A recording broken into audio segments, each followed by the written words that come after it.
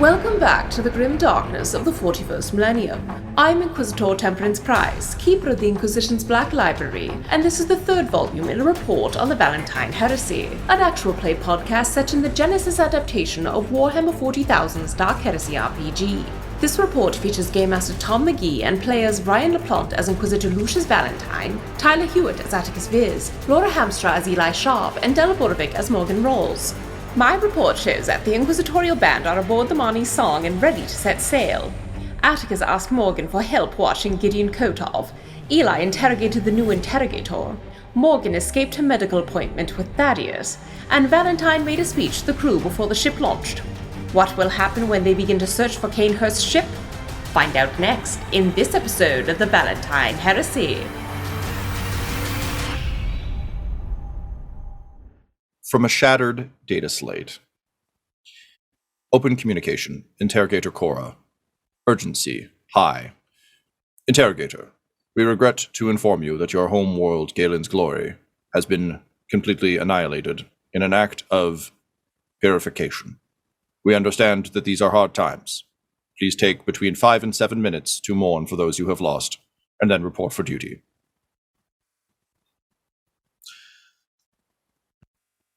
Valentyne, you are staring at the spitting likeness of both Alto and Lyric, but an Alto and Lyric who grew a little bit more into their potential. You get a sense, looking at Cora, that in a lot of ways, she is what Lyric was aiming for. You could see almost that kind of classic... Lyric probably had a vision of what Cora was in her head and was attempting that. And of course, in turn, developed her own style, but the resemblance is uncanny, as is the sort of the bearing. And yet there's still a bit of the softness of Alto's features as well, just a little bit more battle-scarred. As I mentioned last session, huge scar across the bridge in the nose.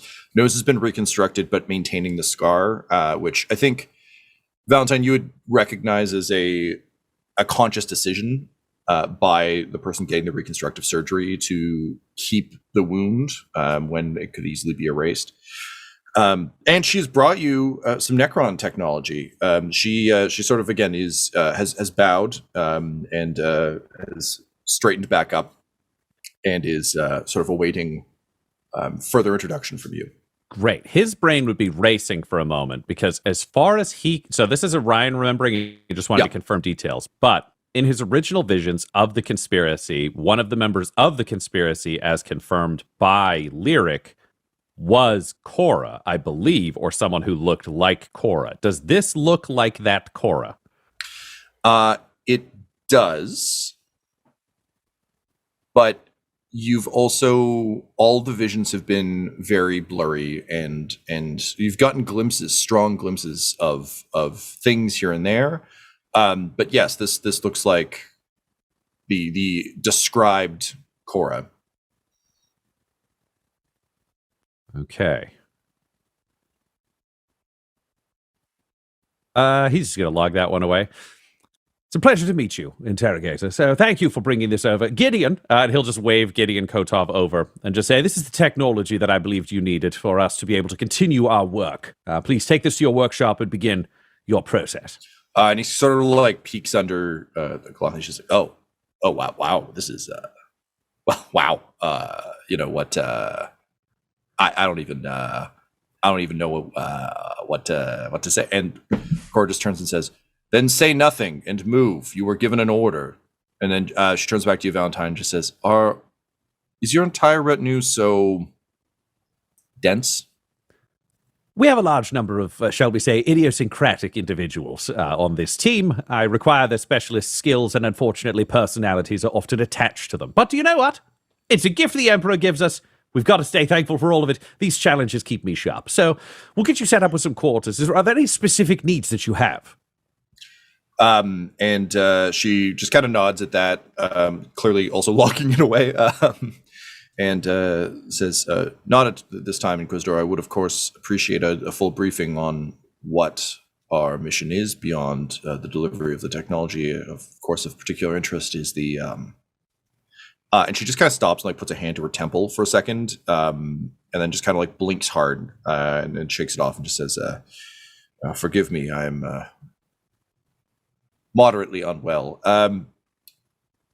Beyond what we are doing, I would of course like to know what the technology is for, that I may make an accurate log and report back to my handlers when we return. That being said, if there is anything I need to know about you or your crew, I look forward to the training sessions that you mentioned in your speech. Also, again, it was very nice to hear such clear vision and clear focus from an Inquisitor.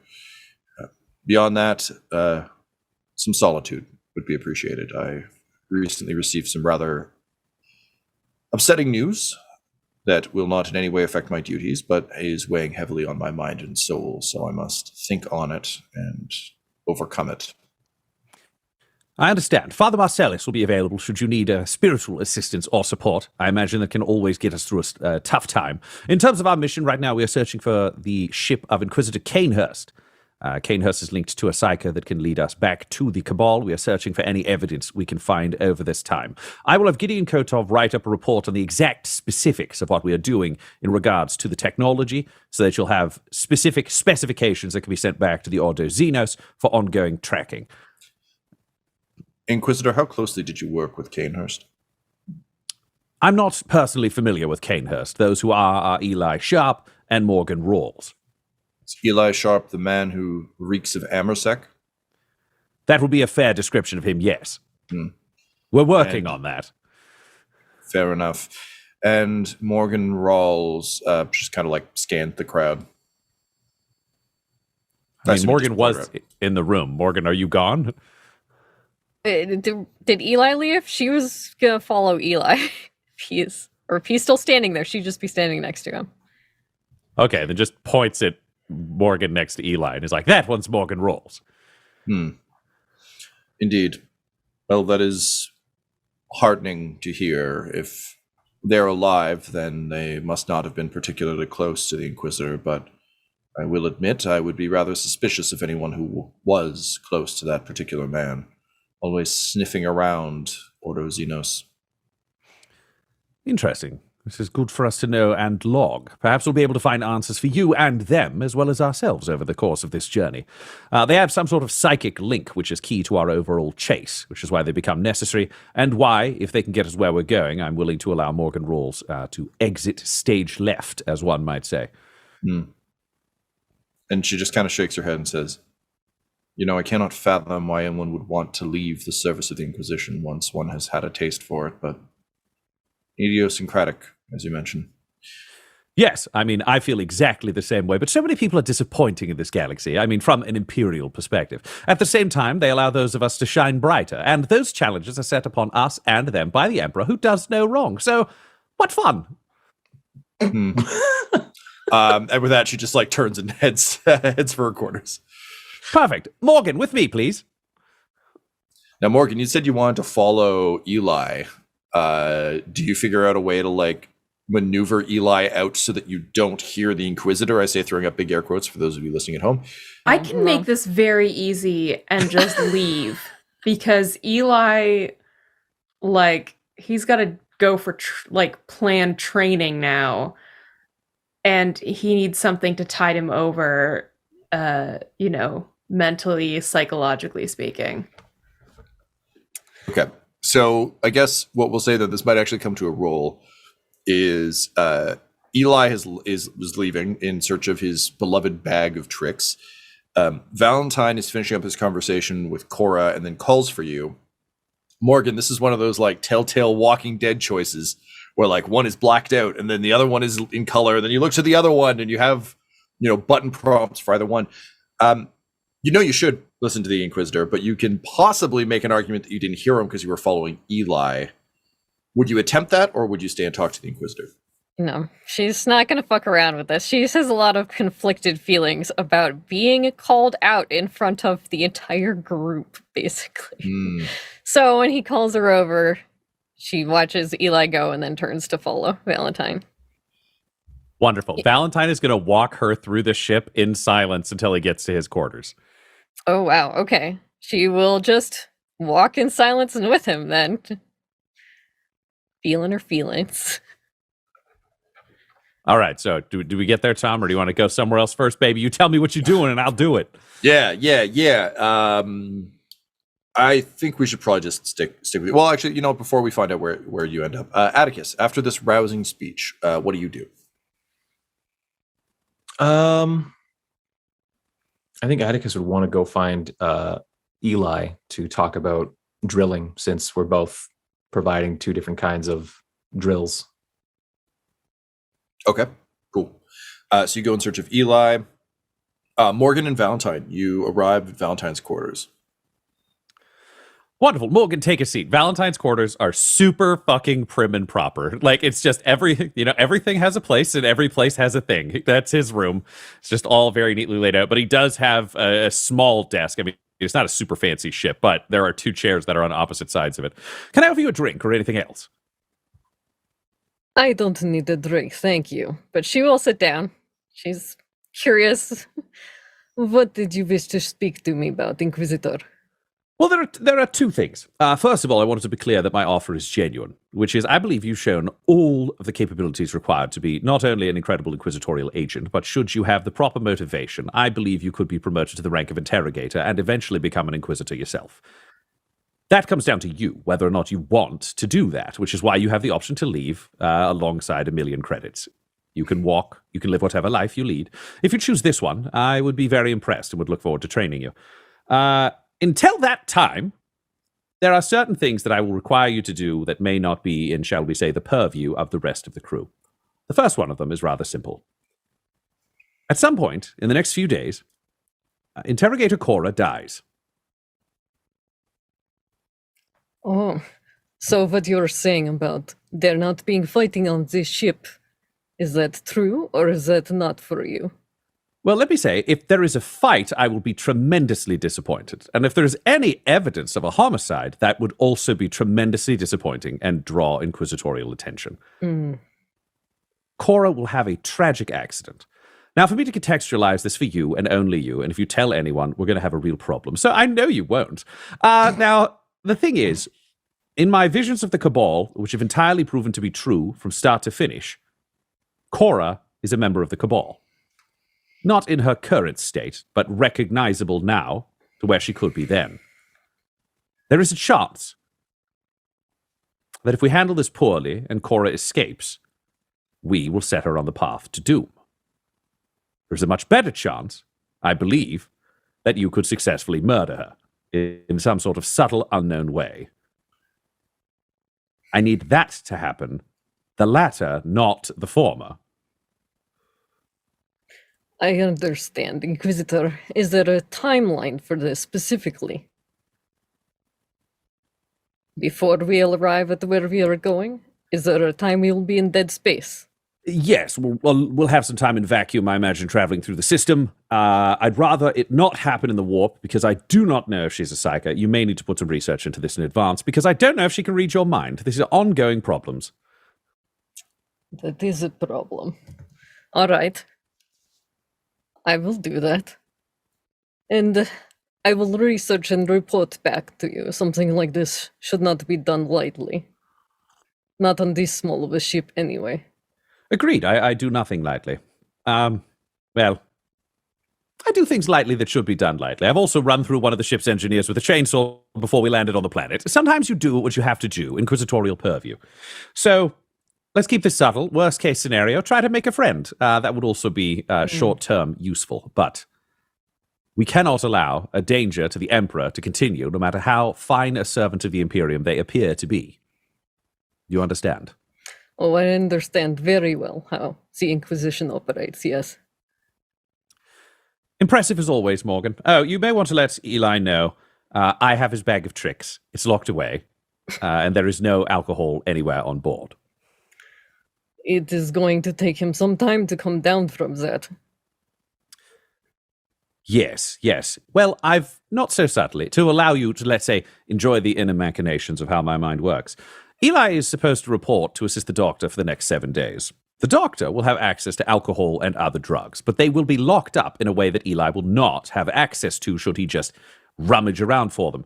However, should he befriend the doctor and convince the doctor to assist him with treatment, I believe it could bond them, help him medically, and achieve our overall goals as a team. I see. I understand. I don't know how good of a doctor he is, but hopefully Eli will stumble into that one. Fingers crossed. Wings spread, as they say. Inquisitor, why did you give me this alternate deal? When we first spoke, you told me, once your entire mission was complete, that you would promise me things. So, why this?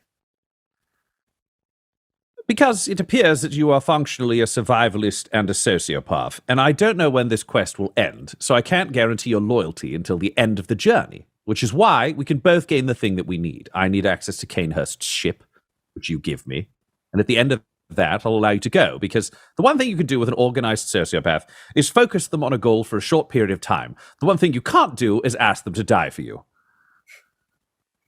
You're right, but one thing that you have not thought of. You asked me why I did not run away from Cainhurst. Inquisitor, I cannot run from the Inquisition. There is nowhere for me to go. It is not possible for one such as me, if you understand. But it is if an Inquisitor signs the papers that allows you to go and expunges your record and, say, gives you 1 million credits, which means you actually have that option for the first time. I understand short-term working with someone with a gun to their head, but over the long term, it really does not help you or them survive. I need people who are willing to do the thing to get the job done, whatever that takes. I've lost Inquisitorial agents along the way. I've risked body parts, and he just flexes his hand in a way that's impossible to do biologically with a human hand.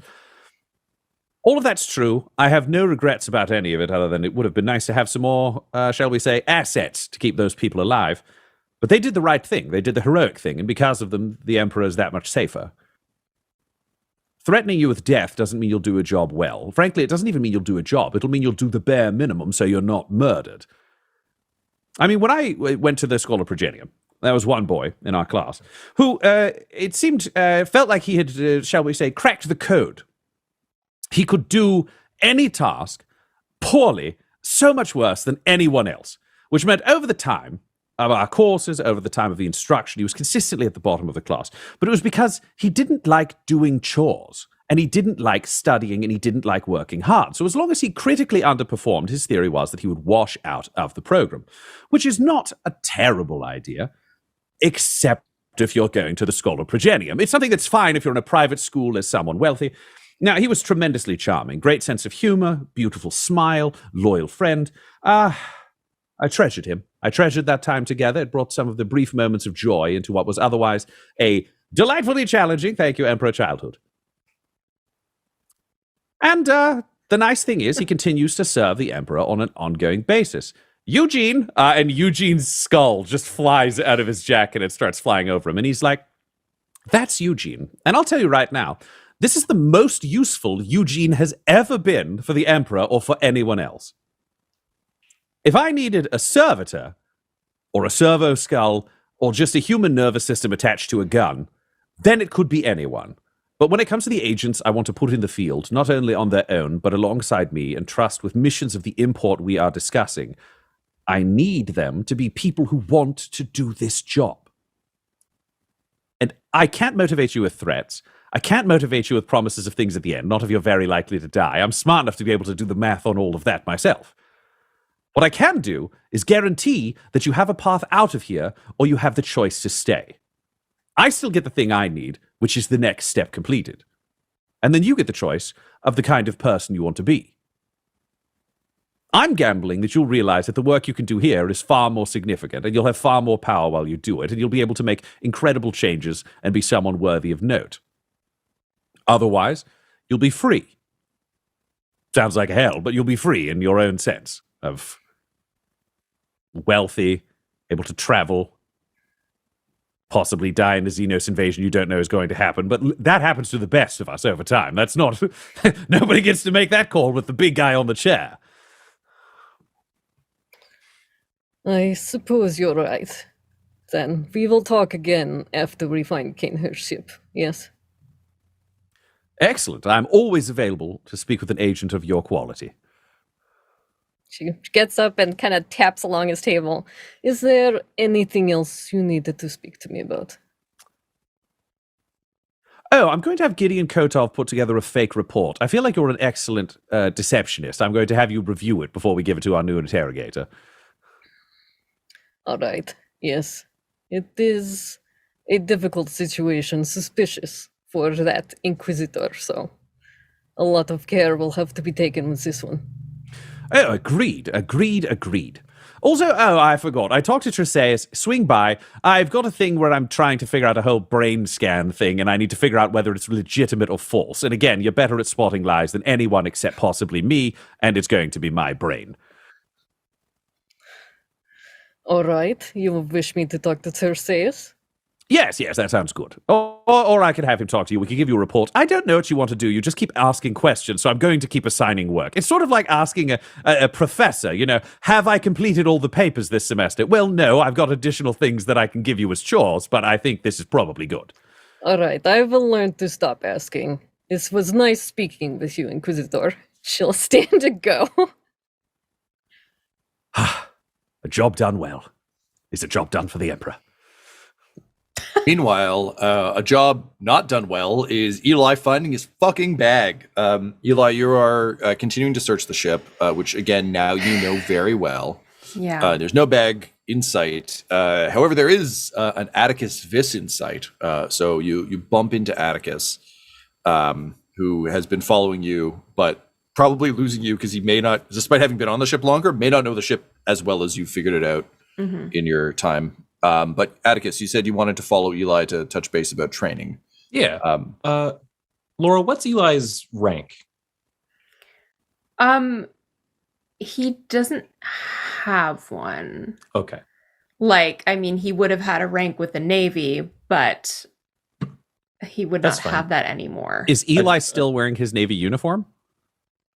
He's wearing the material part, not any of the symbols or he doesn't have what's insignia, that kind of no, nothing like that. Okay. Attikus just would have wanted to address him by his rank if he had one still. So okay. Mr. Sharpe. And Eli kind of whips around. Yes, wait, do I call you Interrogator? Or how formal are you on this ship? I think you're an important enough part of the team that you can just call me Attikus. All right then, Attikus. I'm looking forward to training under you in terms of boarding actions and things like that. I've not spent much time in space or on any kind of ships, really. A lot of my fighting and experience is down on the ground, planet side. I was wondering if you wanted to collaborate, let's say, on training and drills. Yes, absolutely. Now, I know we're given this directive to do 1 hour of training every day. Yes. Correct. I don't know how you want to do yours, but I'm going to tell you right now, mine is going to be at random times, different time every single day, and everyone's going to have to be ready for it. Oh, I quite like that. Excellent. Oh, don't tell me anything else. I don't want it to be spoiled for me. Right, well, what I was thinking was more of a developing, of course, the physical requirements for ground battle and things like that, but the enemy that I'm most experienced at combating is those Emperor-forsaken orcs. And there's certainly a mental game at play there as well. They can be quite intimidating. I'm assuming whatever other heretic freaks are out there, they're going to be playing at the same sort of thing, playing on your fears. And I aim to stamp fear out of our unit. Here's the one thing. Doesn't matter if you're fighting an orc, or a Necron, or a Tyranid, or, cultist with no powers to speak of. You're in the middle of space, surrounded by emptiness. That fear is gonna get you. So we gotta teach everyone to control that, because I'm telling you, you get a saboteur on board, or you don't find someone in time when they come on board, it could be bad real fast. Oh, that's an area of engagement that is quite novel to me still. Searching and destroying, things like that. Much more used to being put on a battlefield and it's your life or theirs. So, much more straightforward, I find. Well, the good thing about being on our ship is that, if we're on our ship, which is generally when we're going to have to defend ourselves and be surprised, we're on our territory.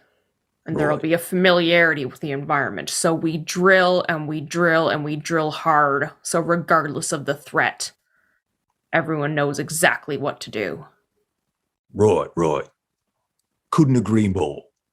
In fact, I do think I could use a little bit of time getting to know the ship myself. I've been aboard for a small stint, but certainly not thinking that this is territory to defend. Indeed.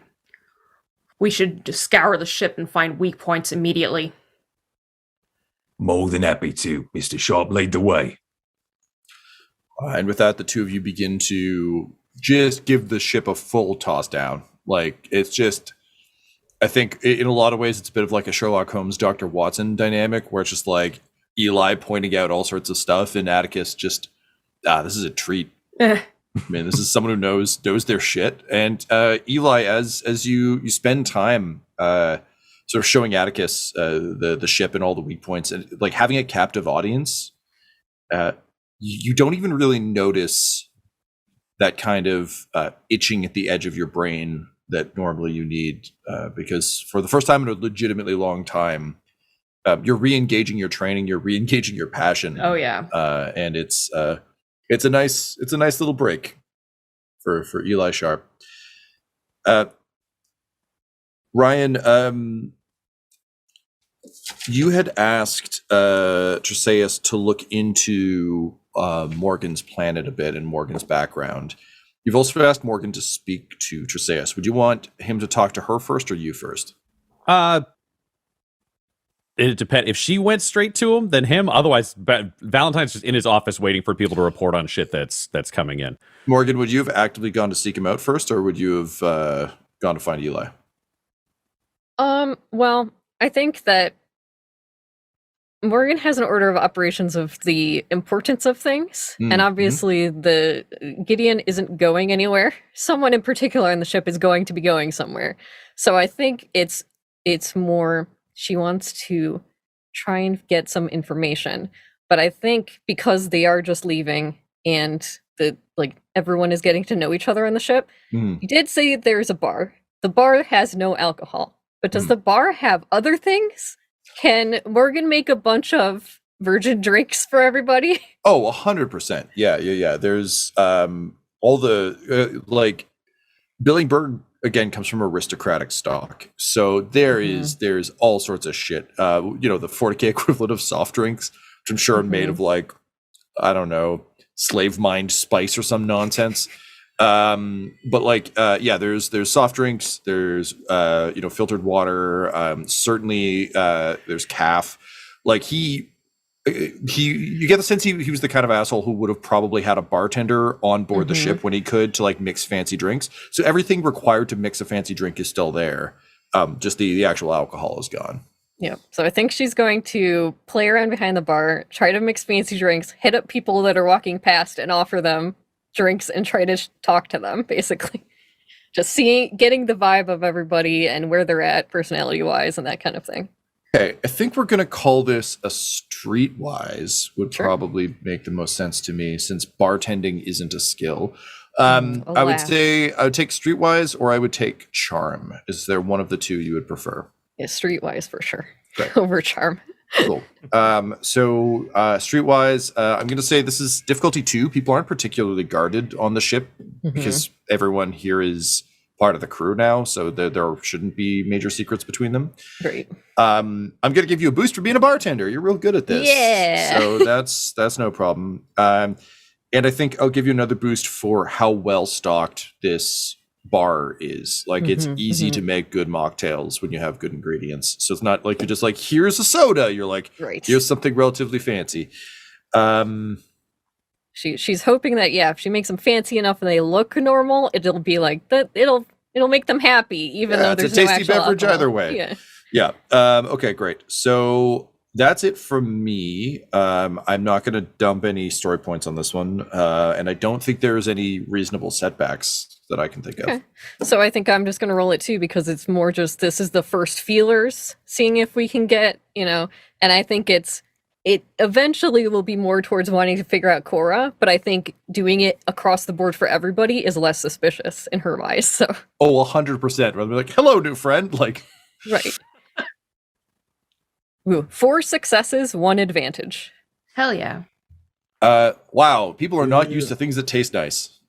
Just in general in this universe. I mean, you think about who's on this ship. It's like a prisoner, a lifelong soldier, like a weird Mechanicus robot man who probably can't taste anything but likes the ritual.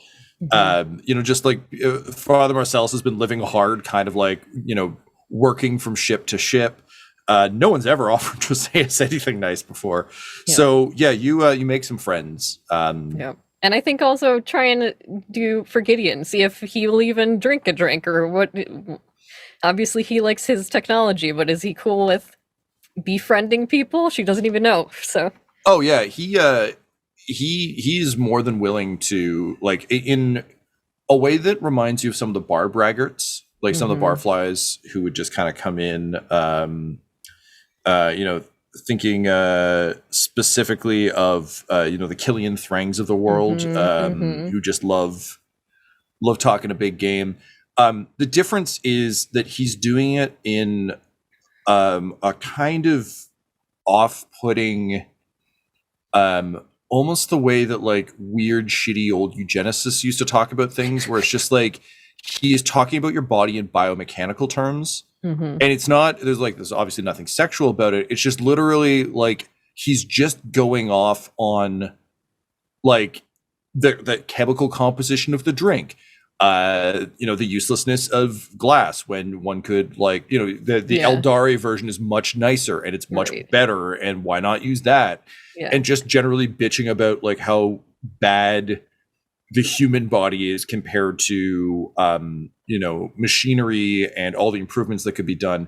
But I think he likes a captive audience, and no one has given him the time of day on this in a really long time. She would give him the time of day, and also would even flip her hair over because she has that like chunk to control Toby. She has just a big metal plate in the side of her head. She would, chat him up about that. And yeah, this is the equivalent of like people who really like watches, and you're like, I have a nice watch. There you go. Yes. He is all about that. And more importantly, he starts speaking almost in conspiratorial terms with you, because as soon as he sees that, he's like, oh, like, you get it. You get that flesh is weak and useless. And, he obviously like still talks a little bit of shit about it because it's purely Imperium tech, which he thinks is like vastly inferior. But the fact that you are essentially like, you have implants, but also those implants connect to a robot, that is some A+, make friends with Gideon Kotov kind of stuff. So Morgan, I'm gonna say that moving forward, you get an automatic boost to checks with Gideon. It's just you're friendly with him. He's also, basically a death row convict, or like a serial killer from a serial killer movie that gets to ride along. So like, he's just happy to be out of the box for a bit. I don't think he's under any illusion that he gets to walk away at the end of this, but the fact that he gets to advance his research and like do more stuff rather than just rotting in a well, not a cell, but a well, is pretty great for him. And I think just in general, the morale of the crew rises a bit. I think we're going to say that like you've taken off at this point. There's nothing else really to do at Hearthold on Last Gleaming. So this is all kind of like, in transit stuff as you kind of make your way off planet. But generally the morale improves a bit. Everyone's setting off on an adventure and there's good drinks. Hell yeah.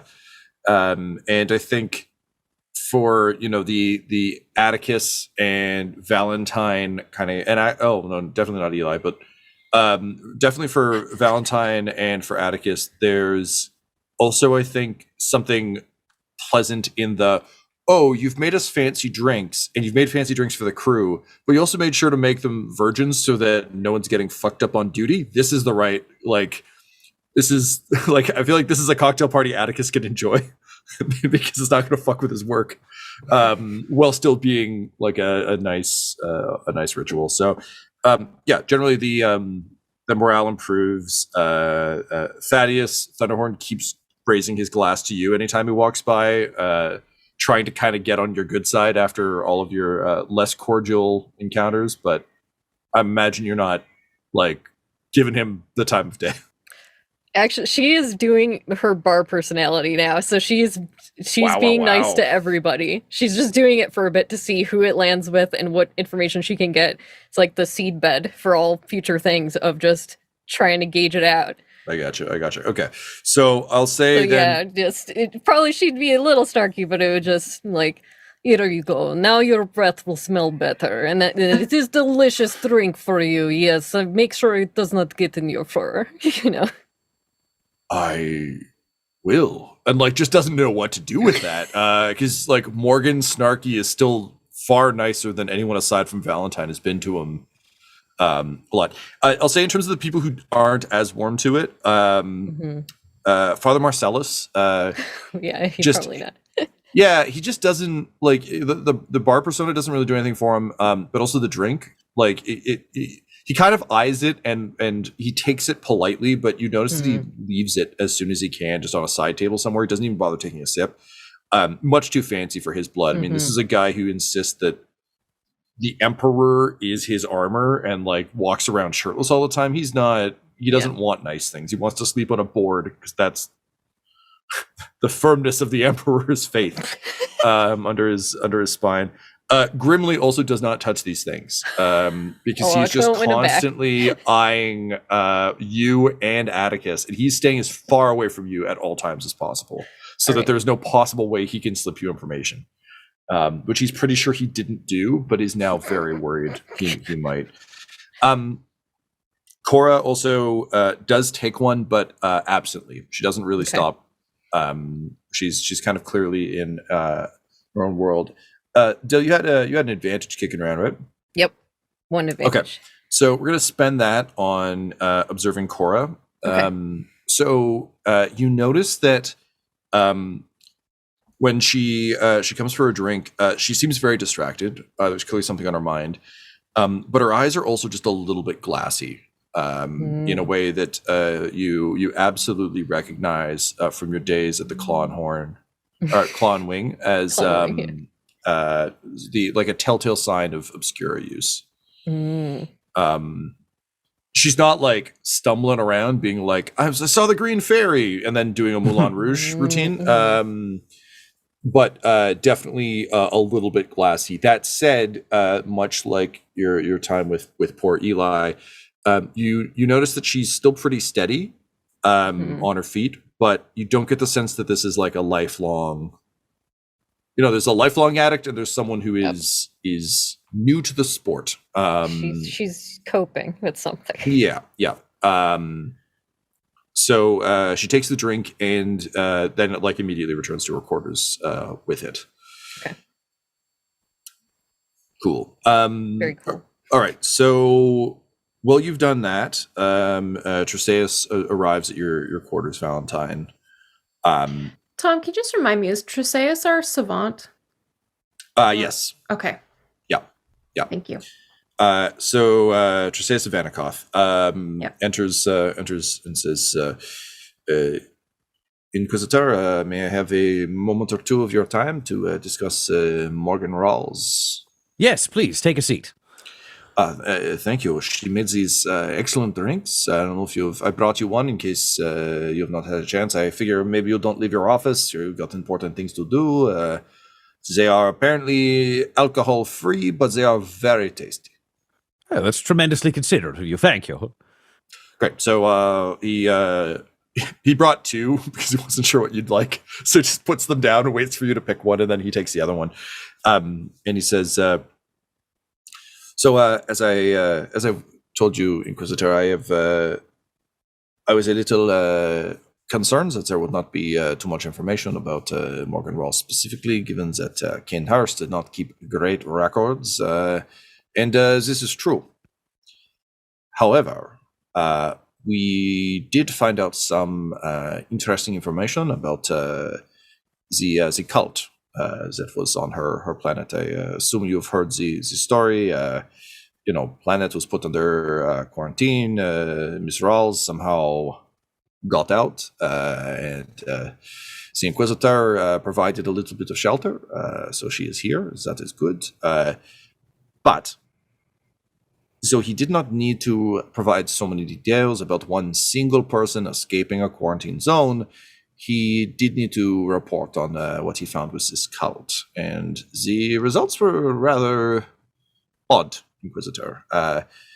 This was a cult of Slaanesh, and he kind of like almost Voldemort's it. Like as he says it, there's a little like curl of his lip, and his little like writing hands stop. They don't record that. And then they go back to just kind of writing stuff. It's not that he doesn't transcribe everything he says, just you can tell that certain things are worth keeping and other things aren't. Usually reminders and to-do lists and the like. It says, this cult, the quarantine was put on the planet, but a number of the cultists, they managed to escape. Cainhurst, interestingly, only reported about the cultists that he tracked down after the fact. He was not in the correct sector to be chasing these particular cultists. He went far out of his way to find them, and he killed them to a man. We have records of that. The bodies have been processed, the whole thing. But it is strange to me that he should go to such lengths to go investigate this case himself when there were plenty of other agents of the Imperium nearby who could have done it much quicker, given that these are clearly heretics who deserved the bolter and the axe, as it were. So there's something strange here, Inquisitor, and I do not quite know what it is, but the fact that he would seek them out is odd to me. Yes, Valentyne is lounging in his chair with his feet up on his desk. It's a very calculatedly casual position, but the thing that always betrays him is the intense stare of his robotic eyes that people think is unsettling because there's like laser focus in them. That's just because they didn't know him when he was younger. If he had biological eyes, it's the same laser focus. People just think it's the robot thing. And he's just holding whichever drink he took. He would have taken the one with the wider glass. Del, what were the two drinks that you gave to Terseus? I think one was probably more of a seltzery, clear drink with a little bit of sugar and like a stick in it. And then the other one was probably like a taller, looked like tropical looking red drink with like dust on top. Great. So Cathedral. Because they were virgins, right? Yeah. They were virgin drinks. Yeah. I was gonna say, what are their 40K names? Because you'd know that. Let's see. I think the clear one would be like the Emperor's Tears. Oh. And then the red one would be the Cathedral in Blood. Right. He would drink the Emperor's Tears because it's a wider glass, which means when takeoff happens, it's more likely to stay on his desk than like a tall, thin one that could topple. But he's just got that in one hand, holding it almost like a snifter. And he just says, interesting that people have raised so many questions about Cainhurst. And the last time that we had an Inquisitor involved with this cabal, it turned out they were corrupt. Now I have references to Slaanesh and references to an improper amount of attention to the Order Xenos. Also, Cainhurst put psychic beacons leading his followers to his ship should he die, which serves no value to Cainhurst that I am aware of, but could prove to be tremendously valuable to those allied with Cainhurst. And knowing that this was not triggered by the Inquisition, it would suggest that those allies were not of the Inquisition. This is becoming more interesting by the second. Thank you, Tresseus. This has been time very well spent. I'm impressed by your work. I thank you, Inquisitor. I am honored that you would say that to me. I am merely doing the Emperor's will, of course.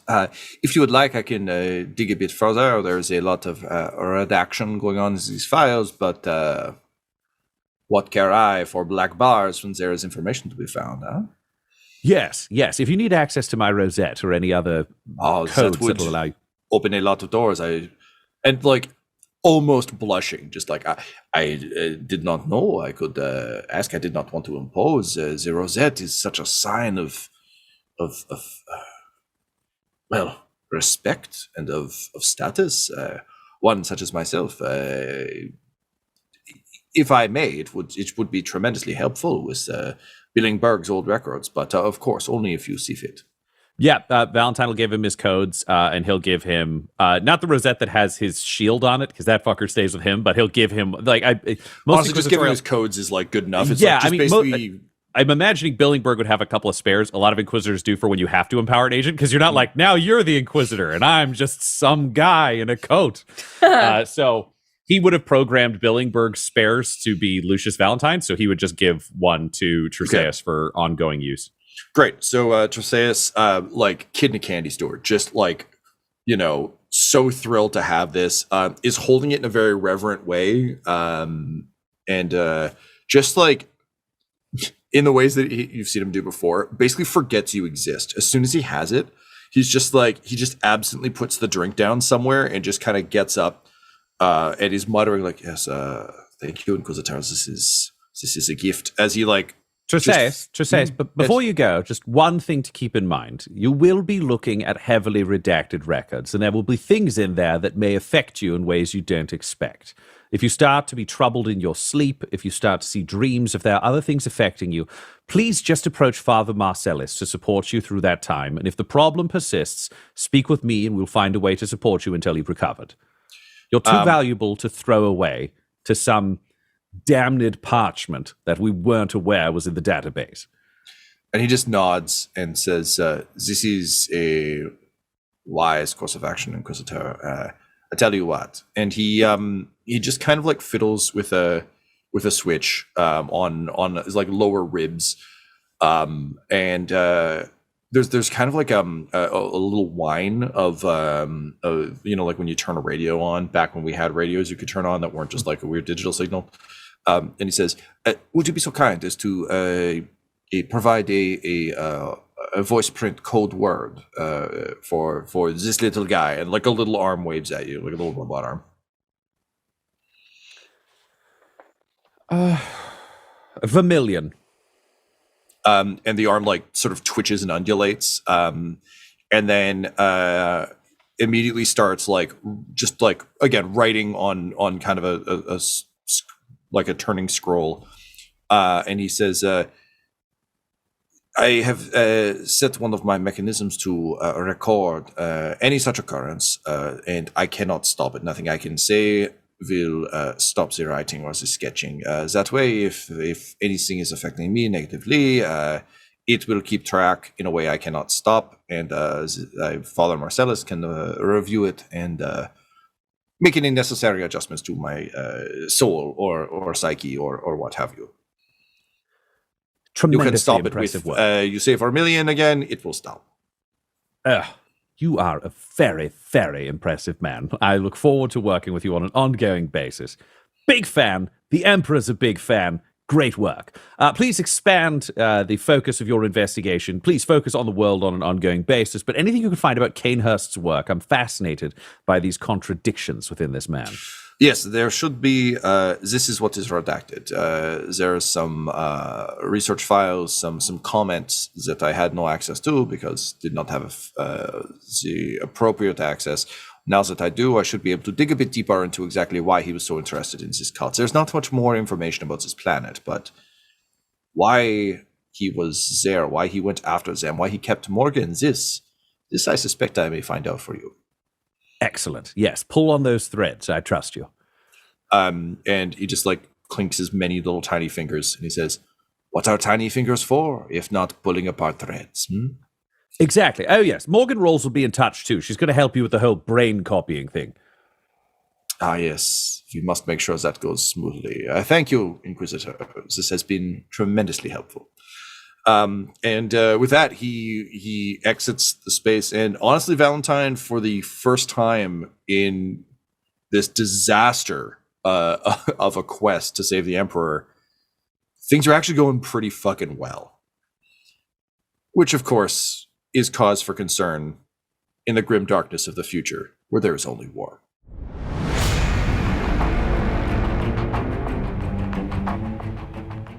Captain's log. Grimly moody. Empty. No entries since the death of Billingberg. Save one. Single word. Attikus, underlined twice.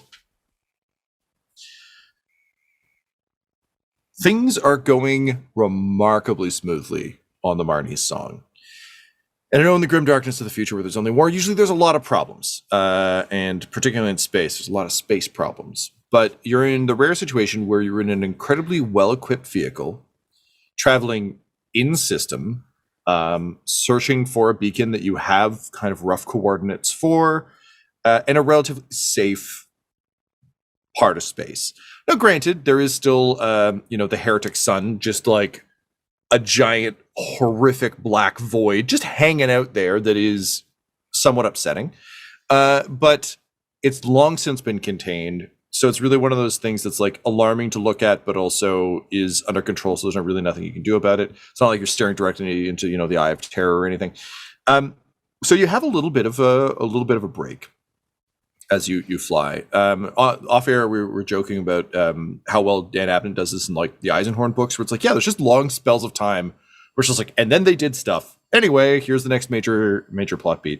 And obviously we're on our way to that next major plot beat right now. But there is a little bit of time on the ship as we travel to try and accomplish some of the things that you have either been ordered to do by Valentyne or that the retinue has decided that they want to do collectively. To begin with, we get a couple of the things that had been immediately ordered upon takeoff. So upon leaving Last Gleaming. The first of which is Genesys Adaptation arriving to, I guess, honestly, the bar at this point, Morgan, because I assume that's kind of become your main spot. Like that's, you have quarters, but I assume that you've kind of created like a 10 forward kind of situation where it's just like, you want to talk to Guinan, come to the bar. I'll be there. Would that be fair to say? Yeah, I think for now anyway, that's a great place that she's set up and is easily finding people. So yeah, great spotter spot. And can I ask, Morgan, what do your quarters look like? Are they very Spartan? Are they well appointed? Like what are your living situation?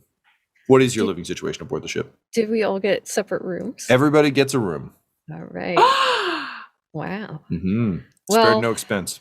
I don't think she would have that many things. She has one of the main things that would have a place of honor is she has a big sniper rifle that would need its own space either on the wall or on a shelf or something like that.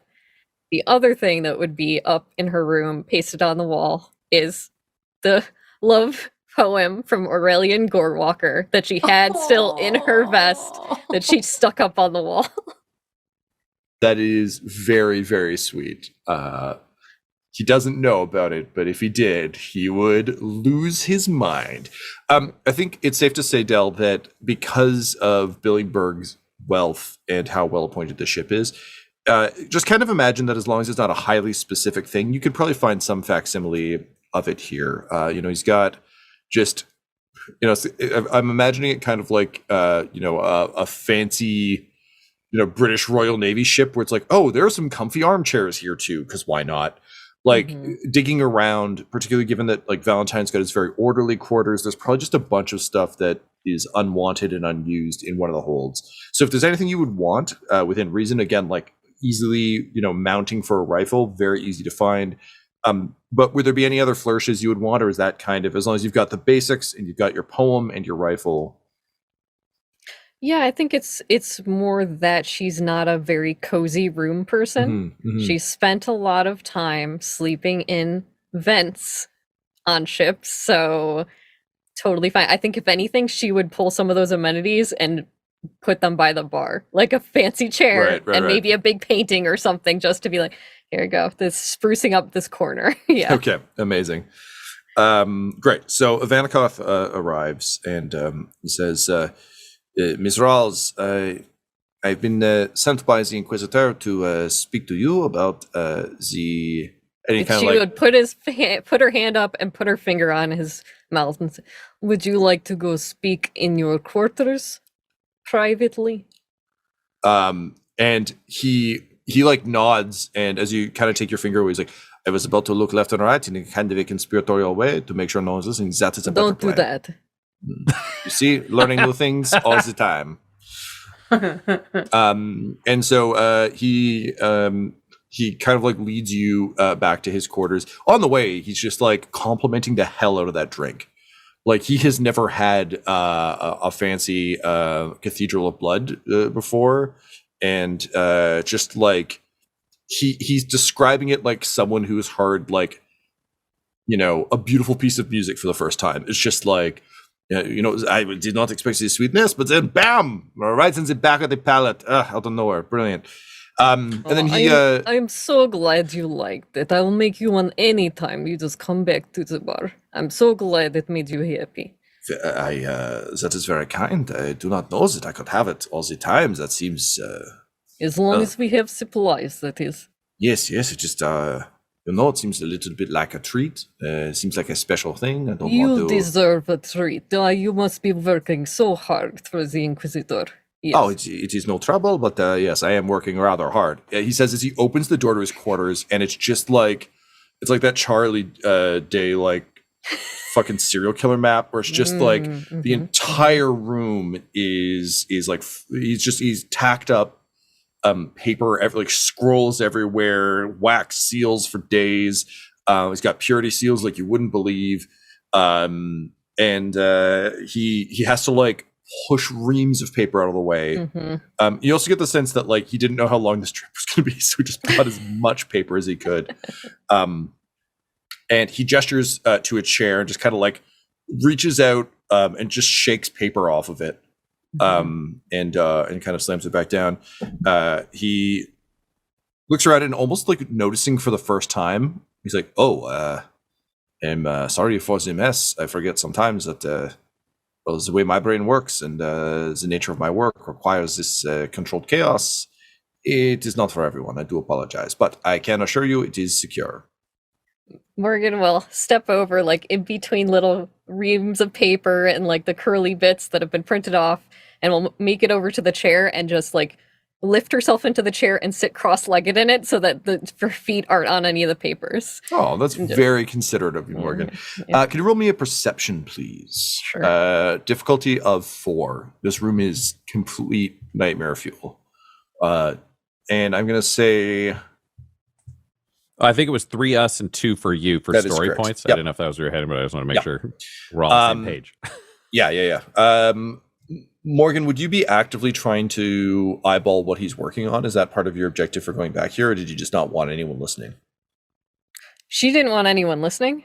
Okay. She wouldn't not look, but she wouldn't be actively. She just wants to check a check mark off of her to-do list. Yeah. Okay, great. So then definitely no boost. I'll give you a setback for not actively looking. Okay.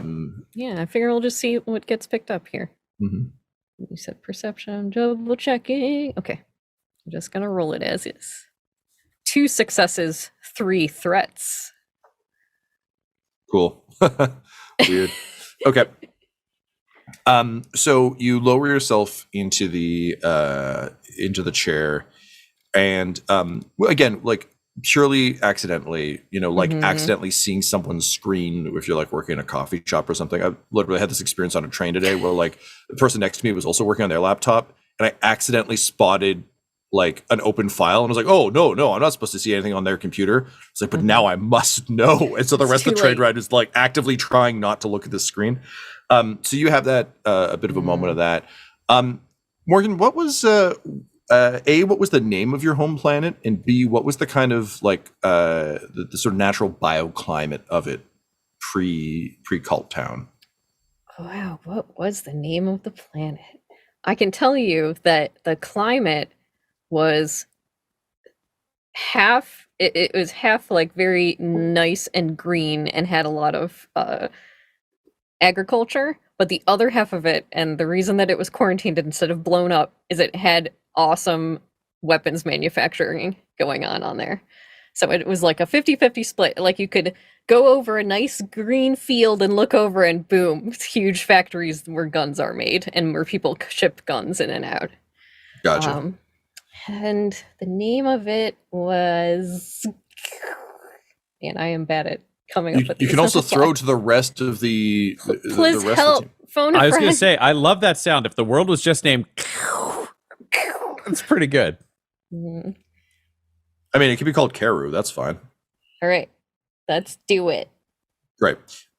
So you definitely, like, again, without really meaning to, you see that there's information on Karu that has been printed and tacked up. You see a quick, like, there's obviously like a couple of articles about weapons manufacture. You see like a manifest, likely the company logo that you're used to seeing everywhere, because presumably if you're on a weapons manufacturing planet, it's the kind of thing where it's just like almost a Borderlands level of like, you just see the fucking name of the guns all over the place. But interestingly, Genesys has printed out just a full, like almost a children's picture book level of pictures of local wildlife, like all of the Xenos files on the non-sentient, I mean like sentient meaning like non-conscious Xenos wildlife on your planet. And he's arranged them all and has like lines drawn to them. And seems to have been taking some great interest in the wildlife of your planet. Okay, so this is not something that she would expect or think about. She sees some of that stuff in some of the printing, like the manifesto stuff printed out, and without being able to stop herself, picks some of it up and is looking at it and is shaking. There's your threat. So he turns back and immediately his demeanor shifts, and he says, yes, I'm sure these are familiar names to you. What are you doing with all of this? That is between the Inquisitor and I. I apologize if I have caused any undue stress or anxiety for you here, but there are questions that must be answered, and my business is answering questions. She's gonna throw the sheet of paper at him. What questions do you have that I cannot answer? This seems like a conversation to include the Inquisitor with. You'd like to go further with this particularly aggressive form of communication, Miss Rhalls. And he's like reaching for the comms. Do you want to try and stop him before he pushes the button? Yeah, she's gonna try and stop him then. Yep. Okay, so let's do an opposed check. I'll just give you his stats as the difficulty. I think probably makes the most sense. So he is going for this is probably a coordination realistically. No, we'll go tech use. Let's tech use. So it's going to be 3 purple, 1 red. For him. I'm going to give him a boost because he knows. I'll give you a setback because he knows exactly where it is amongst all the papers. Whereas it would take you a moment to realize that that's what he's trying to do. That he's even doing that. Yeah. I am, however, going to give you a boost because you just threw a bunch of paper at him, and he's not a nimble guy. Like he is, he's built for learning, not for moving. And I'm going to spend a story point. Okay. And what am I Or you're spending a story point. I'm spending story points, so it'll be two red, two purple. Yeah. Okay. And then which means it's doing? 4 and 1 in your favor. Oh, that's right. Okay. Yep. And what skill am I using to fight this? I would say this is probably we're looking for reflex here, so I'm thinking coordination might make sense. Sure. Unless you want to attack him. No. If you're just trying to get in the way, then I think it's coordination. She would just be trying to grab his arm. Right. Yeah. So we'll just do coordination. And I'll spend a story point back. We'll just take All right. It's just a split second leaning on this. All right, here we go. Let's see what happens. 2 successes. Okay. Yeah. Great.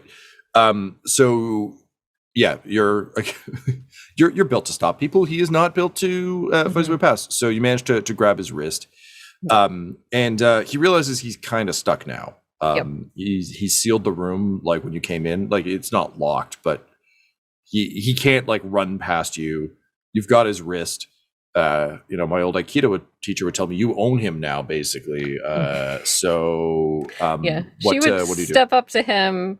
She's a pretty tall lady, so she might be looking down into his face and holding his wrist, and just, I am sorry to have gotten so angry, but is this just research for the Inquisitor? What are the plans with this? And he narrows his eyes, but he knows he's kind of stuck, and you got successes, so can't really stop you. He says, Miss Rhalls, I do not make it my business to intrude too much into the history of those who have decided to work for the Inquisition.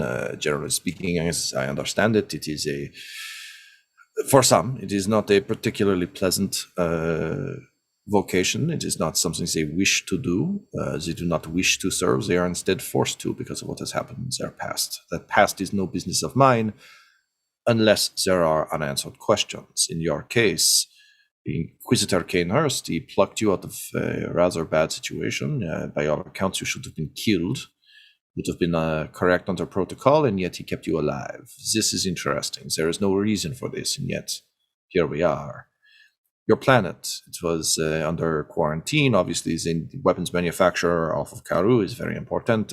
Sorry, I mispronounced. Karu is very important. So that is fine. That makes sense. What does not make sense is why a cult of any sort would come to such an important imperial planet and ignore the weapons manufacturer entirely. Why would anyone seize the planet and instead just set up in the agricultural, the lush part of the planet, take over a bunch of, you will forgive the term, but a bunch of plebs who have no understanding of the planet they are on or what they are doing there. They're just around, living their lives, doing whatever your people did.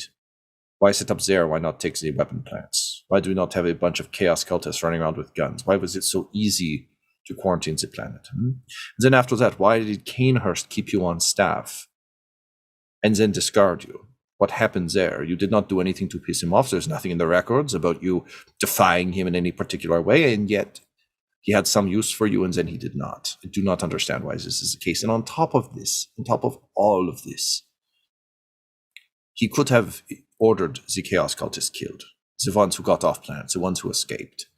He did not. He sought them out.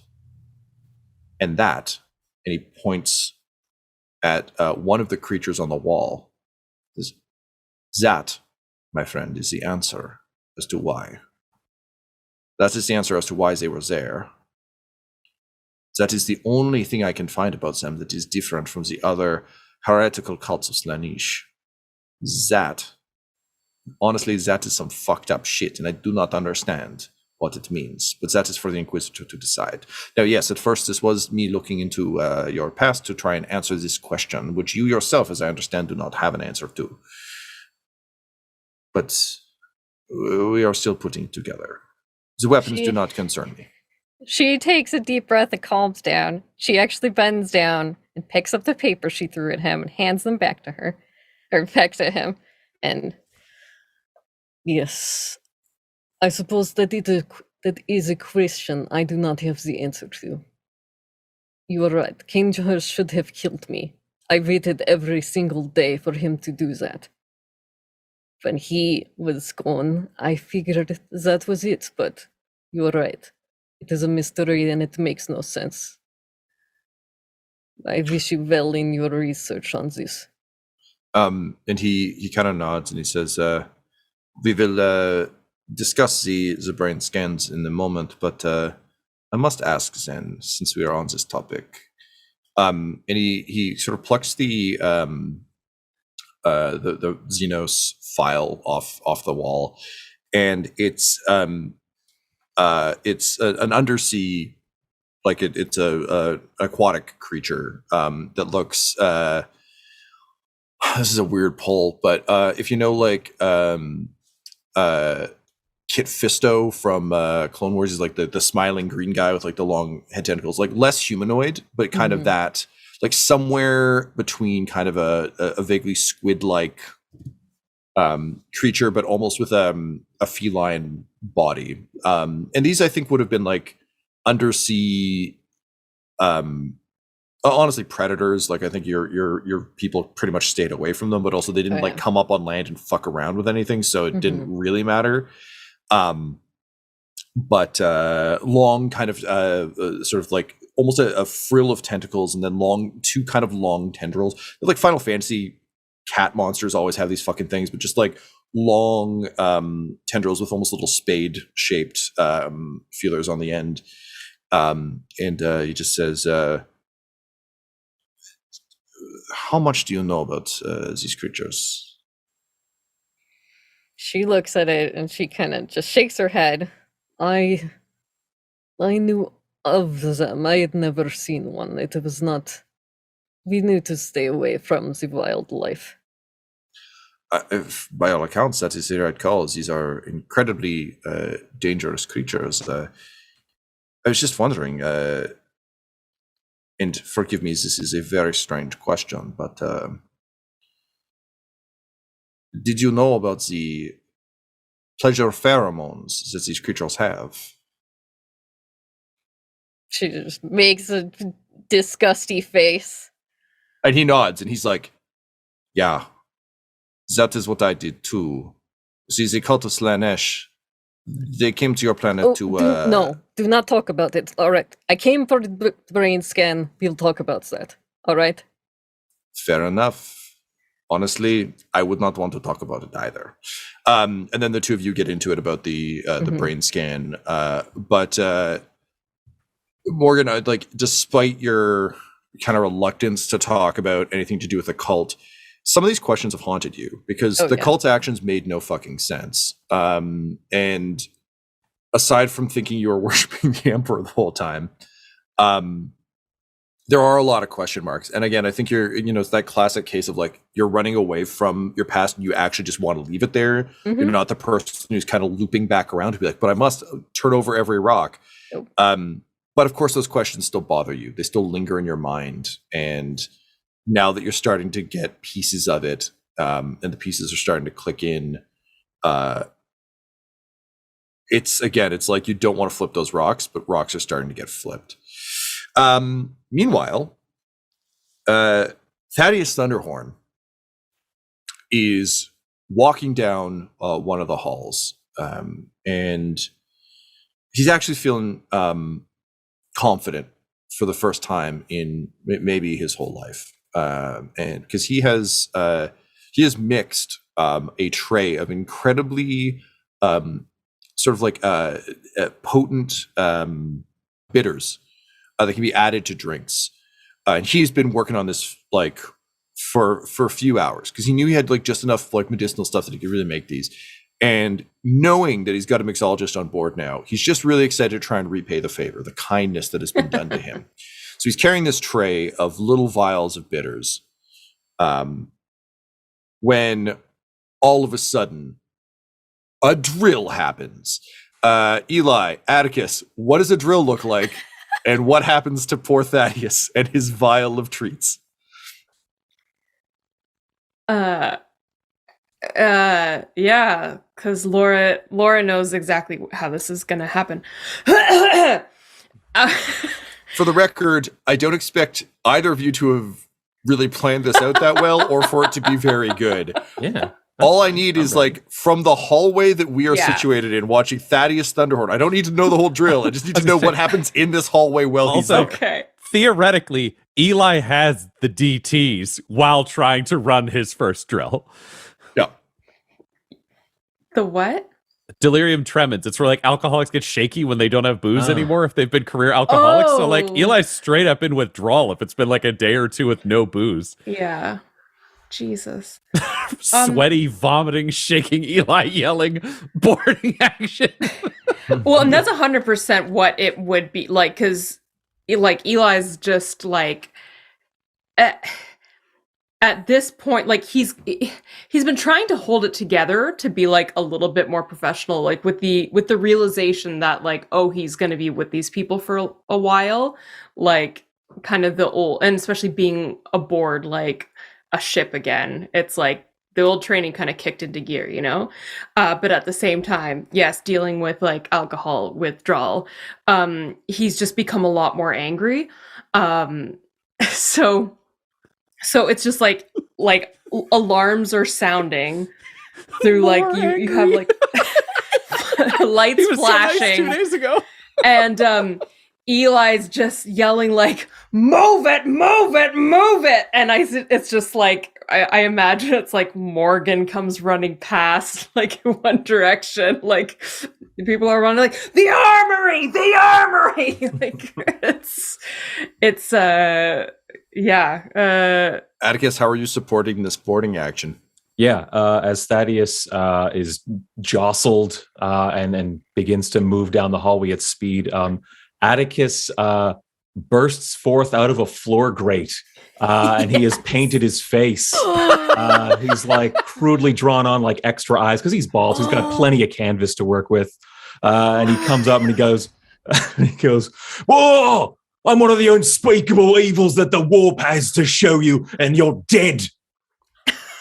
Thaddius full on like Kevin's chili, just like stumbles backward, flips sideways, shatters all these vials, and like screams. It's just screaming gutturally. It sounds like a goat bleeding. It is awful. Eli comes like just tearing around the corner towards Thaddius and be like, we went through this. What do you do? What do you do in a boarding action? I'm dead. I've been killed by one of the unspeakable horrors of the warp. The only thing's worse than myself got to me. It's ironic. Your first mistake, Thaddius, because death on this ship is unacceptable. The Inquisitor gave us an order to keep you alive. So what do you do? I live. And he just like hulks out. Like he just stands up, grabs the tray, screams, and then like doesn't swing it because obviously like he knows it's you. But he's like, and then I would hit the creature repeatedly with my tray. No, you stupid abomination. You go to the med bay, you lock everything down, and you stay there out of sight. Do I bring my tray? You bring whatever makes it faster for you to get there. And then he's like, not my tray. He puts the tray down and he like takes off down the hallway. Meanwhile, Father Marcellus, like you just hear like singing, and he's just like walking like chest puffed out, like shotgun, like just across his arms, or like cradled like a baby, just walking through the hall. And the second he sees Attikus out of the vent, just like with practiced precision, flips the shotgun, says bang, like flips it back, checks the ammo count, and then just continues seeing. It's literally just like a weird banshee just drifting through the halls of the ship. Eli does like a subtle nod to him. Doesn't acknowledge you. He's in a combat situation. Yes! There's none of this. And similarly, like Cora is you pass a door frame and it's like the light bulbs have been knocked out, and there's just like broken glass in front of the door. And you can see her jacket on a chair. Like she's clearly set up a little like kill space, and she just kind of gives you a little like salute to indicate like, yes, we're in the middle of a drill, but and then kind of mutters like, oh, I'm sorry about the lights. We'll replace them. So you crunch those on your way by. There's that like one engineer who's still on the ship, who is literally just cowering in a corner, saying like a litany of prayers, like, please no chainsword, please no chainsword, please no chainsword, please no chainsword, please no chainsword, please no chainsword, please no chainsword. And as soon as he sees you though, Eli, he just like immediately stands up and like starts like turning a crank. Like he's just doing engineering things, like a henchman in the back of like the back of a Bond film. And he says, "This is just still working for the Emperor, working for Valentyne." Working on what? Making sure that if anyone invades, they kill me first because they assume I'm doing important work. That should buy you time to kill them. Not your role. Have we got like Prometheum stuff on board? Like, I mean, presumably fuel and stuff. Okay, yeah. It's like your role is to immediately lock down any explosives within engineering so that the damn boarders can't access it and destroy us. And he just nods and he says, "Okay, I'll do it. I'll do it. That's me, good old Ked Retwick, reliable engineer of note. I'll get right on that." Now! Yeah, he just does the like cartoon thing where he like jumps up in the air and then runs off. Excellent. Ked Retwick? Ked Retwick, notable engineer who was never named before, but has been aboard the ship for a while. Okay. Eli's bad books now. Excellent. Great. So overall, Eli, once the drill is complete, not great, but also not the worst, given that none of these people seem like, proper space Navy people, space nautical people. But overall, not great, not the worst. I'm going to say because of the boarding party, everyone now gains a natural advantage, and this is true crew-wide. Oh, that's nice. On any kind of unexpected boarding actions, or basically a ship-wide emergency, people gain a boost dice. Because they may not necessarily be able to stop whatever's happening, but at least they're... Over the course of your drills, you manage to scare them into... You screamed at them randomly enough that now they're just ready for random stuff. They're always slightly ready, just in case. Excellent. That said, Eli, you are going to take 3 strain. That feels right. You cannot find a fucking drink on this boat, and that is a bummer. Oh, and it's probably also worth flagging narratively for Eli, because I feel like Eli's this kind of person. It would probably be tremendously frustrating, but you've never successfully got the drop on Valentyne ever. Wherever you go, he's armed. There's an ambush. He's always got a gun. Like, he's that boss you really want to fucking get. And he grew up in the Scholar Progenium as a trained commissar. It's just like he sleeps with a gun on him. If there's a sound, he's up. There's a white whale to get, and that's getting Valentyne unprepared for a boarding action.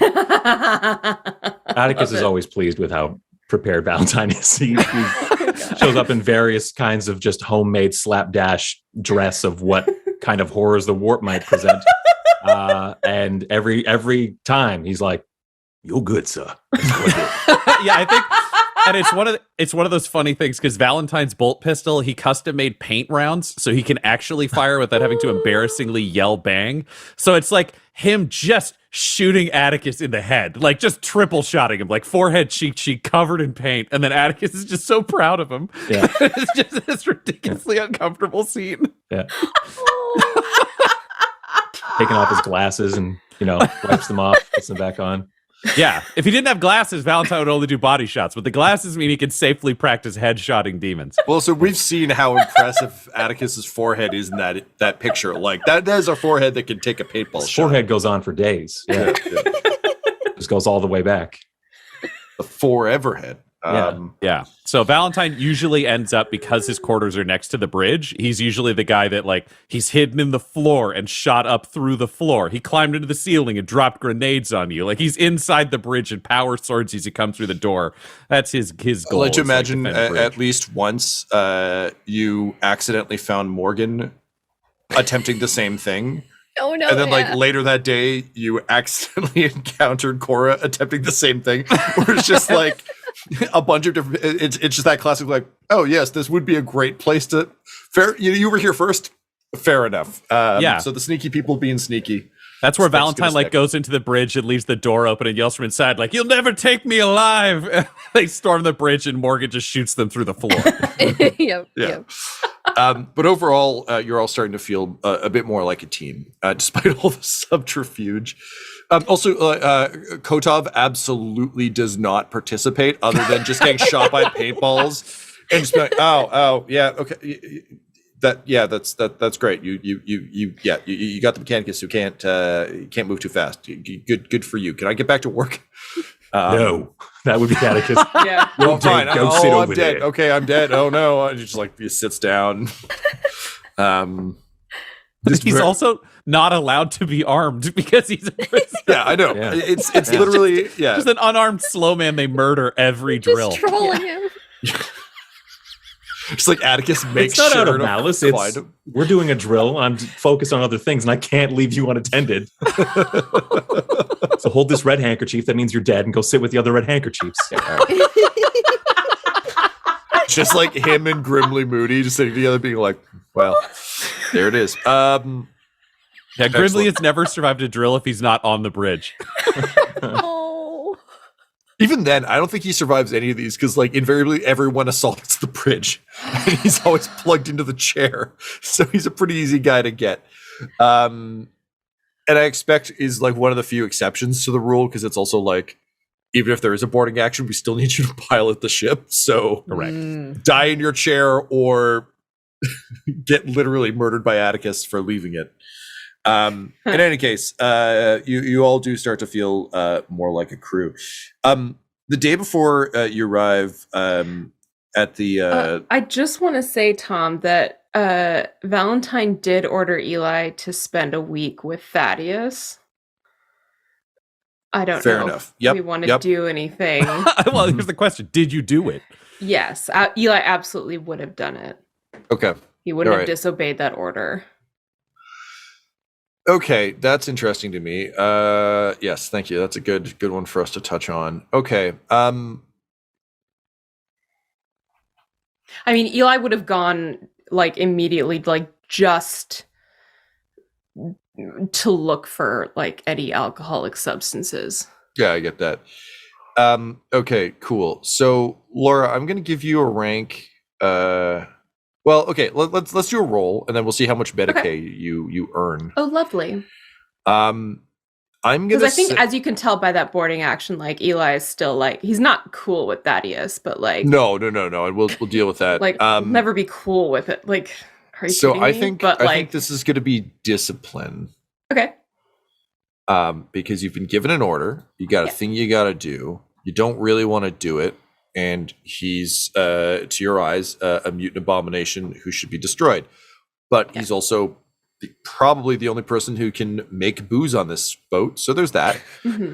And you've been ordered. I to also leave like followers. you know, like Eli sees his value. Totally. Oh yeah, of course. Like medical. It's just like you're also just in a fucking bad mood all the time right now. So we're gonna go with discipline. I'm gonna say this is a difficulty of 4. okay. I'm gonna give you 2 setback for your general Fuck. physical state during this time. Particularly that first week is gonna be real bad for you. Yeah. And then I'm gonna give you a further setback again, just to the fact that you have a lifetime of Imperium conditioning to just hate any species that's different from you, even though he's technically human. And then I'm going to give you a boost because I think you actually do want to do a good job of this. Yeah. You've been handed an order, and it's an order on a ship. So, like, that's a fucking thing you understand. Anything else you want to make an argument for, Laura, or anyone else? Yeah, I wanna use a story point. Okay, sure. And I'm going to use my Emperor's Blessing, which lets me add 2 boost to a skill check once per session. And Laura, just to clarify, are you using your special birthday story point or just a normal story point? Normal story point. Yeah, that's good. Good. You got to save that other one for a time when you're well and truly fucked and there are no story points to be. Yeah, exactly. I have to make a note of that because I'm going to forget that. Yeah, it's going to be months from now, and you're like, it's true. Like Very special. 2027 story point. Yeah, it's going to be like 5 characters. Eli's dead, or is he? Oh, yeah, he definitely is. Yeah, because I think Eli would be like struggling through this, but would be determined to. What also gives you some purpose, right? I think, generally speaking, what I think we're learning is like anything that gives Eli a sense of purpose that is within the realm of something that he understands or would want to do. Yeah, works really well for him. Yeah. All right, I'm rolling. Oh, this does not look good. Yeah, but we're gonna do it. Oh, 2 threats. 2 threats. Okay. Okay, so Laura, I'm going to give you 1 rank in Medicaid. Oh, that's nice. The problem is, what are you taking away, Tom? I'm not taking anything away. I'm adding something. You managed to get a minor addiction to. What are we going to say? I'm just looking at the list of narcotics I can pick from. Ha ha ha. Oh, okay. You're going to get a minor addiction to sniff musk. It's a little understood psychoactive drug inhaled through the nose as an inhalant gas. And basically, I think the way we should think about this is like you often hear about like dentists getting hooked on like laughing gas and that sort of thing just because it's available all the time. Yeah. I don't think he doesn't have a canister that says sniff musk on it or anything. But I think he's got some kind of painkiller that isn't a high grade drug, so he isn't paying attention to it. Yeah. And I suspect it's the kind of thing where you accidentally like bumped the nozzle one day. Oh, I mean, I think that's very generous of Eli. I think like it's more like in desperation, he just starts opening anything that he can get to. So yeah, and I think the way we're gonna play this addiction is like it's not portable, it's like a rig. So the only place you can get your fix is in the med bay. Okay. But there is a fairly large supply of this. So there's your threat. Nice. You gain a little bit of knowledge, but you also unfortunately pick up a new vice while you're at it. So it's sniff musk is similar to Obscura, but it is like it's like the rich person's Obscura in higher circles. I think this stuff is I mean, Billyberg is a fancy fella, so this is probably some pretty high grade stuff. Okay. And what are the effects? Sorry, I missed that. It is so it's a psychotropic. So just gets or psychoactive rather. So it. Okay. I think likely if it's like Obscura, then it gives you kind of like a almost a dreamlike state. So I think in your case, the way I would describe that is like it's kind of awful, but it's like it just for a while. It's not like you have a beautiful trip. It's just for a while we get Eli without the nightmares. But the crash is bad. Okay. So for the people around you, it's kind of like, like they're really getting a glimpse of like, Eli on his favorite day whenever you're on this stuff. So like honestly, the only comparison I can think of is like Ron Swanson on a good day where like no one bothers him at his desk, and like he had sex the night before, so he was wearing his red shirt and he got like steak and eggs. It's like every time you're high, it's like it's that day for Eli. Oh man. So unfortunately, it kind of presents to everyone else like you're sort of getting your shit together, but instead it's just the part of your brain that is aware of all the horrors of the universe is just muted enough that it's not there for a little bit. But then when it comes back, it like comes back. But don't worry, I'm sure this can't possibly fuck us later. This is going to be just fine. Yeah. All good. No, it's it's fine. Yep. It's fine for someone who needs to be alert 24/7. It's fine. Totally. Yeah.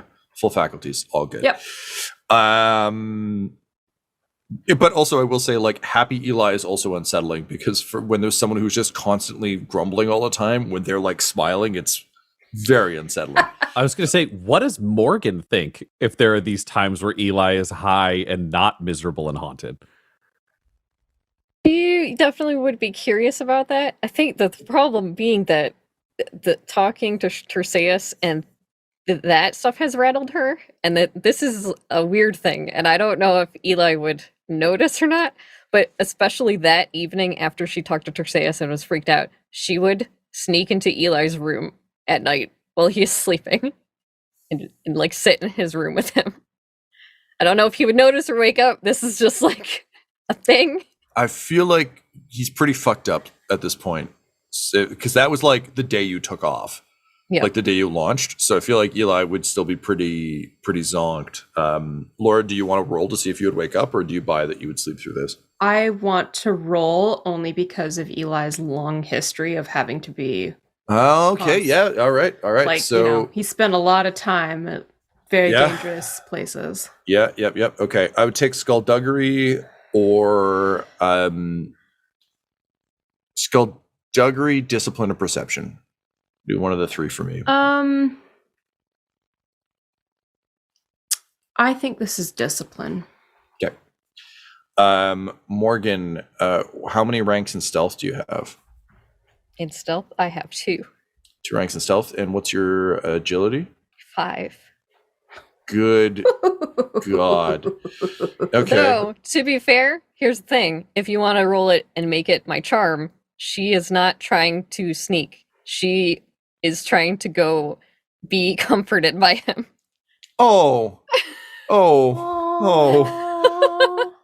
Because she knew she would have nightmares, so she preemptively wants to be in his room where he is. Well, in that case, I'm actually not going to use any of your stats. I'm going to say this is just a difficulty of 1, and that 1 just represents needing to fucking sleep it off, to sleep off the withdrawal symptoms. So, one, Laura, I think I can give you a boost for training. Yep. In this. Yeah.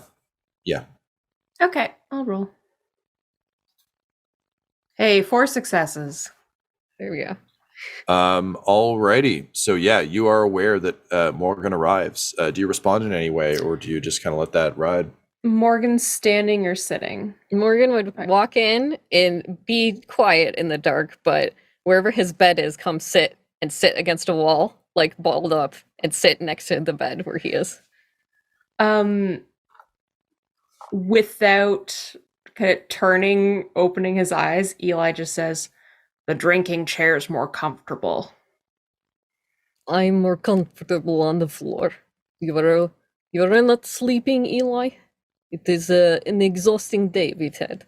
Yeah, well, I can't sleep with you storming in here. I will be very quiet. You go back to sleep. That was a joke. You were extremely quiet. Oh, yes. Very, very funny. And he reaches up like beside where his like long coat is hanging and throws it to her. Yeah, she'll take it. She has her knees up to her chest and she will just pull it up and kind of cover her face. You are enjoying this adventure. You wish to die for the Emperor, yes. Oh, I mean, ultimately, isn't that what we all do? I don't know. she says, and pulls it up over her face. Oh no. Well, we'll die for the Emperor, or we'll get, I don't know, sucked into the warp. But hey, we're here now. Yes, we are here. You are here. We will see what happens, I guess, when the death comes. And Eli just kind of grumbles and turns over and closes his eyes. And Morgan just sleeps sitting on the floor there with his coat. So a few days later, when Eli has a bit more of a spring in his step, would Morgan respond to that? Would Morgan just kind of let it ride? She would make a mental note as another thing of, curious, but not on her main list of things to do. She knows that Valentyne hasn't given up stuff to him. She would keep an eye on that, but yeah. Gotcha. Okay. So the day before you arrive at the first waypoint, and it leads you to, surprise, surprise, another waypoint. So I think we've gone through about 3 or 4 of these over the span of the time we've been traveling. And the day before things happen, Treseus arrives to report to you, Valentyne. And this is probably a day after he talked to Morgan, after they had their encounter. So he fills you in on that. He skips the part where she was aggressive. He just describes it as like an accidental conversation, but a polite one, and that she was relatively forthcoming, since the initial kind of cause for this was to discuss Morgan in the first place. Although I think we've kind of moved beyond that. And then he says, "So, Inquisitor, Morgan's reaction does not surprise me entirely. Her, from what I can gather from the files we have on the planet, these creatures were known as a terrible predator. Many of her people, I'm sure, died to these creatures. But here's the interesting thing. So these creatures, their biological makeup is such that if they so choose, if they turn their attention, one of the ways they hunt underwater is to use some kind of a low-level, almost a psychar effect, almost a sonic pulse that can trigger a romantic pheromone type of reaction in their prey, which then in a vaguely amorous and love-struck way will approach them close enough that these creatures can feed on them. It is quite awful. That said, the heretical followers of Slaanesh, as you know, they seek these pleasures. They seek to commune with their god in all manner of heretical ways, and it would seem that their purpose on this planet was to leverage these creatures in an attempt to commune with their god, to summon Slaanesh into this world, as cultists are like to do.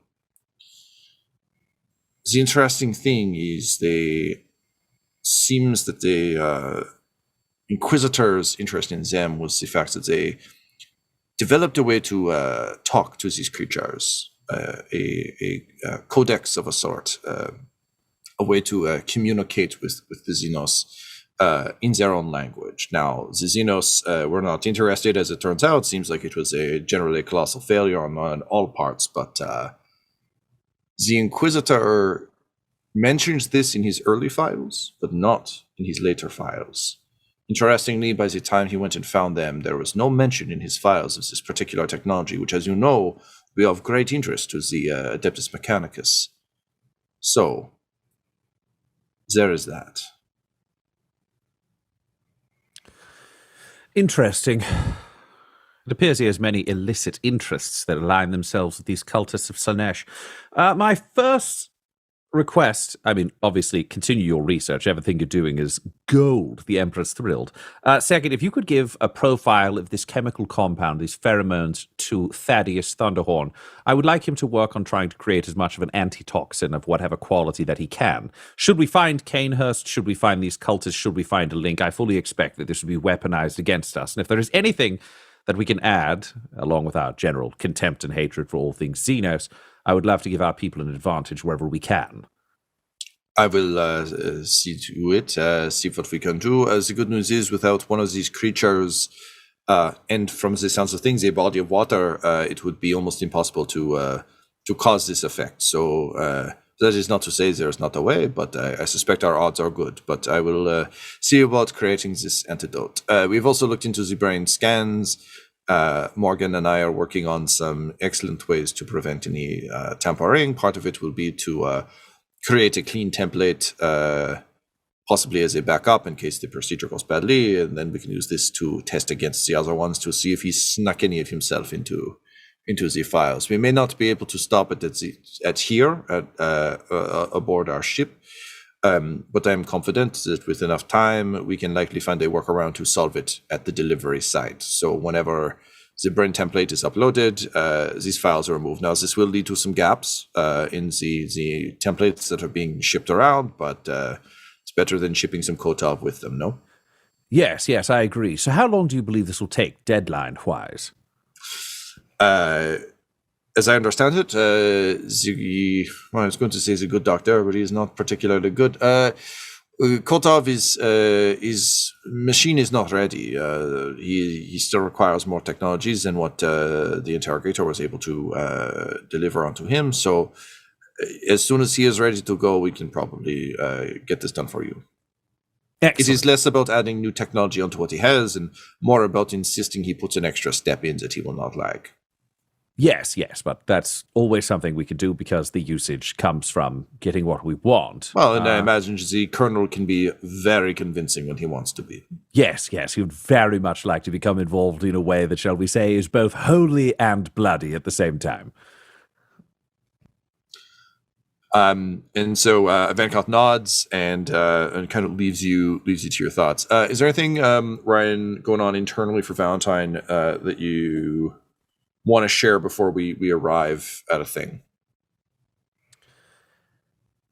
He is, I guess he wouldn't use the word troubled, but looking at it from the outside, I would use the word troubled by the Chorus situation. He doesn't like, the sociopath in him does not like wasting assets, and she could be a very useful asset. He's also struggling with the philosophy that he has, which is ultimately the Inquisitor in him says, you eliminate the person, it's better for the future overall if that works out. He's also effectively changed the visions of the things in the future. So there is a chance that if he played it right, he could prevent her from becoming that thing. But that thought itself is hubris, and it requires on him relying on both charm, his faith, and his ability to win someone over in a way that can give them hope. And he knows that the Corey lied about this. He hasn't told her about her siblings. And if he does, that could very well send her off on a charge to go find fucking the Mechanicus guy who's crashed with them or what happened to them. So he doesn't know if he can do that either. So he settled for we have to let this float until he's got a sign one way or the other. He probably had a conversation with Father Marcellus about it. And we can kind of skip that chat because I think I know where both of those characters would fall. And I think ultimately it's him asking Father Marcellus, if you know that sacrificing somebody who is a loyal servant of the Emperor could make the Emperor more safe, is that the thing to do? And undoubtedly the priest answer is that's what they do, so yes. And it's just not a satisfactory answer for him. So that is a little bit fucking him up and a little bit distracting in a way that he's just, I think, very unfamiliar with. Valentyne is a creature who's generally without doubt. Yeah, and I think just as a weird flavor piece on Father Marcellus as well, his hymns aren't upbeat, which just, it's a small thing, but it's just enough to make you question his advice because it doesn't quite jive with your worldview enough. It's a little more traditional Warhammer doom and gloom, And like that's not the Emperor's will. Well, because that so means he's gently sinning at all times. that's it. Which is annoying. Just undercuts it ever so slightly. So okay, so in a state of questioning. Yeah, he's troubled for 5% of his day. The other 95, he's good at what he's doing, but that's a lot of a percent for somebody like him. Totally fair. So it's in that state that the Marni's song sort of arrives at what should be the final waypoint, and you discover an asteroid field. So large chunks of debris and rock just kind of, swirling endlessly in space.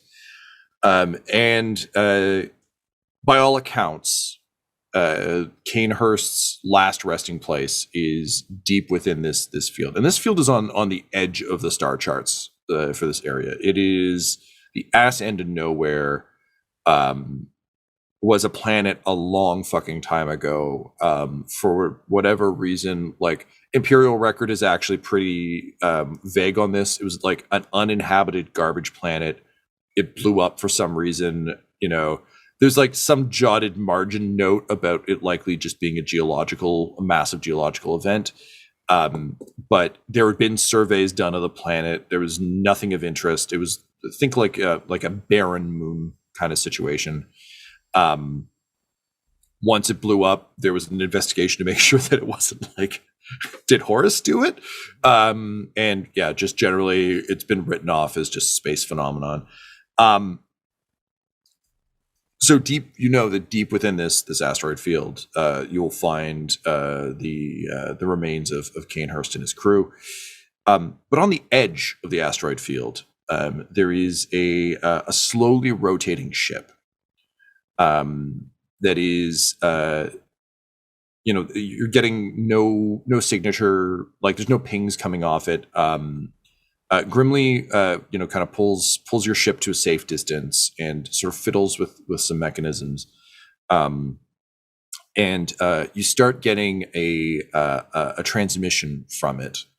It's a crackly, pained voice, just saying, "Please help."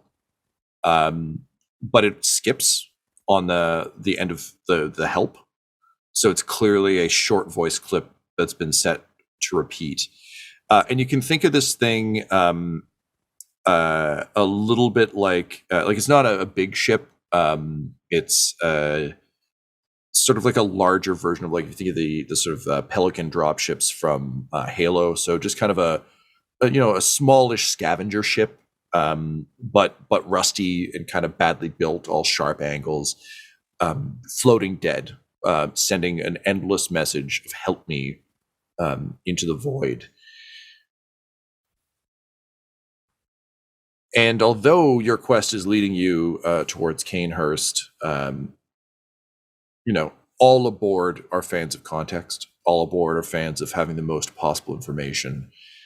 So Grimly, at the helm, just kind of turns to you, Inquisitor, and says, "Well, what do we do?" This episode of the Valentyne Heresy features Ryan LaPlante at the Ryan LaPlante on Twitter as Inquisitor Lucius Valentyne, Tyler Hewitt at Tyler_Hewitt on Twitter as Attikus Vis, Laura Hamstra at Hamstring on Twitter as Eli Sharpe, Del Borovic at Deltastic on Twitter as Morgan Rhalls, and our Game Master Tom McGee at McGeeTD on Twitter. This episode was edited and mixed by Laura Hamstra, and the Valentyne Heresy's artwork was created by Del Borovic at delborovic.com, DELBOROVIC. Our theme song is The Hordes by Megan McDuffie, and our ads use the tracks No Control and Chiefs by Jazzar, JAHZZAR, available at freemusicarchive.org. When it comes to Dum-Dums and Dice, you can visit our website at dumdumdice.com. Our Twitter and Instagram are at dumdumdice, and on Facebook at facebook.com/dumdumdice. We have merchandise available at redbubble.com/people/dumdumdice, and most importantly, you can join our Patreon at patreon.com/dumdumdice. That's DUMBDICE. Ave Imperator, and death to all the heretics. Dum Dums and Dice has to give a special thank you to the supreme beings of our Patreon at this time. The Half-Blind Prophet, Christopher Little, Sue One, George Dolby, Richard Cranium, Sammy Boy, Orion Birchfield, Scott Garland, Benjamin V, Gavin and Abby McDonald, Logan, Fire Unfriendly, Acrix, Grandma Likes D&D, Alan, Austin Nut Powers Fry, Stabby Stranger, Glitch Trick, Roman Brown, Shulzari, Christian Mendez, Spot Allen, Flynn 1138, Alarain Okapi, OMG It's Big Nick, Steve Wheeze, D&D and Things, and Jill and Noel LaPlante. If you want your name to be added to this list, you can join our Patreon too at patreon.com/dumdumdice. Thanks to them, and a little bit of thanks to you.